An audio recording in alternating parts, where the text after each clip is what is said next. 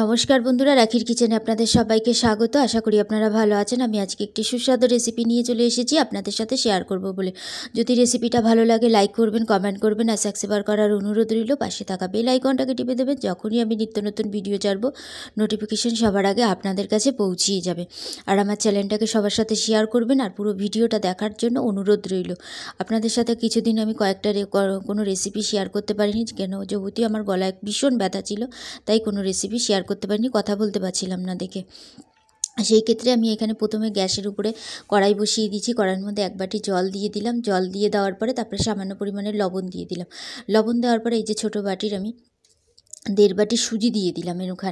এখানে আমি সুজি দিয়ে চুষি তৈরি করব, সেই সুজির চুষিটাই আপনাদের সাথে শেয়ার করছি। এটা সুজিটাকে দিয়ে দেওয়ার পরে ভালো করে খুব সুন্দর করে নাড়িয়ে নিলাম। নাড়িয়ে নিয়ে ভালো করে মিক্স করে নিলাম, যাতে দলা দলা না থাকে। দলা দলা থাকলে কিন্তু ভালো হয় না জিনিসটা খেতে। এরকমভাবে করে নিলাম। তারপরে একদম আঁচটাকে লোতে রেখে 1 থেকে 1.5 মিনিট ঢাকা দিয়ে রাখলাম। ঢাকা দিয়ে রাখার পরে তারপরে মাঝখানে ঢাকনিটাকে আবার খুলে খুব সুন্দর করে মাখিয়ে নিলাম, যাতে পুরো ছেড়ে ছেড়ে যাচ্ছে। এবার আমি এটাকে দুভাগে ভাগ করে নেব। এই যে সাদা ভাগটা উঠিয়ে রাখলাম, আর একটা ভাগ যে রেখেছি সেই ভাগটা, এই ভাগটার মধ্যে আমি ঘরের রান্নার হলুদ দিয়েছি, কোনো ফুড কালার বা কোনো কালার ইউজ করিনি। যেহেতু দেখতে সুন্দর লাগবে দেখে, সেই ক্ষেত্রে আমি একটুখানি হলুদ দিয়ে দিয়েছি এর মধ্যে। হলুদটা দিয়ে দেওয়ার পরে বেশ ভালো কিছুক্ষণ রেখে দেওয়ার পরে কড়াইতে এরকমভাবে নিয়ে নিচ্ছি। আর দুটো ভাগ করে নিলাম। এই দেখিয়ে দিলাম, দুটো থালার মধ্যে নিয়ে নিলাম। নিয়ে নেওয়ার পরে তারপরে হাতে একটুখানি ঘি নিলাম। যেহেতু হালকা গরম আছে, সুজিটা বেশ হালকা না একটু বেশি গরম ছিল, আমার হাতে লেগে গেছে। কিন্তু আপনারা যখন বানাবেন তখন একটু দেখেই করবেন, একটু হালকা গরম থাকলেই তো। তারপরে খুব করে সুন্দর করে যেরকমভাবে আমরা আটা ময়দা মাখি, সেরকমভাবে খুব সুন্দর করে হাত দিয়ে ডলে ডলে ডলে ডলে খুব সুন্দর করে মেখে নিতে হবে। এই যে আমার সাদাটা মাখা হয়ে গেছে, পুরো রেডি। হলুদটাকেও ঠিক সেইভাবেই মেখে নেবো আমি, খুব সুন্দর করে মেখে রেডি করে নেবো। এই যে রেডি হয়ে গেছে, এই যে দুটো রেডি হয়ে গেছে লেচি। এবার ওই থালার মধ্যে রেখে এই যে হাতের মধ্যে একটু ঘিটার মাখাতে লাগেনি, যেহেতু আমার হাতে ঘিয়ে তেল তেল ভাবটা আছে, সেই ক্ষেত্রে আমার আর লাগেনি। তারপরে সামান্য পরিমাণের একটু নিয়ে এরকমভাবে হাতের তালুর মধ্যে রাখলেই চুষিগুলো হয়ে যাবে। এটা ছোট বা বড় হওয়ার কোনো কিছু নেই, যেরকম ইচ্ছা, যদি ছোট হয় তো ছোট করবেন, বড় হয় তো বড় করবেন।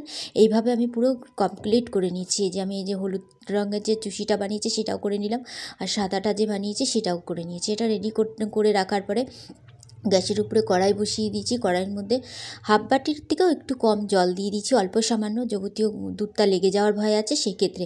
আর আমি এখানে 1 লিটার দুধ ইউজ করলাম। 1 লিটার দুধটাকে আমি এখানে মিনিমাম 250 গ্রাম কমাবো, ফুটিয়ে নিতে হবে। 750 গ্রাম করতে হবে দুধটা, খুব ভালো করে ফুটাতে হবে। তার মধ্যে আমি দিয়ে দিলাম 2টো এলাচ ফাটিয়ে। যেই ফুটতে ফুটতে অনেকটা শুকিয়ে এসছে, 750 গ্রাম দুধটা হয়ে গেছে পরে।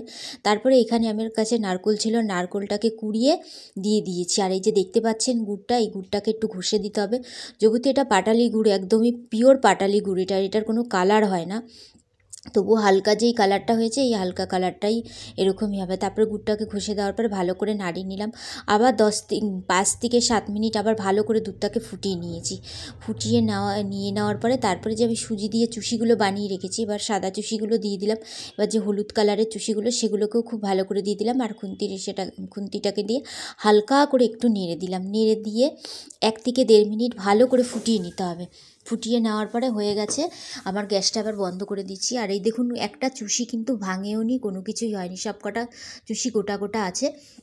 এরকমভাবে একটা প্লেটের মধ্যে আমি এটা অল্প সার্ভ করে দিলাম, কারণ এটা আমার থালাটা আমার অন্য কাজে লাগবে বলে। তাই এইভাবেই চুষির পিঠা বাড়িতে অতি অবশ্যই সুজি দিয়ে চুষির পিঠা বানিয়ে খাবেন। তাহলে ভিডিওটা আজকের মতন এখানেই শেষ করলাম। নতুন একটি ভিডিও নিয়ে চলে আসবো, ততক্ষণের জন্য ভালো থাকুন, সুস্থ থাকুন।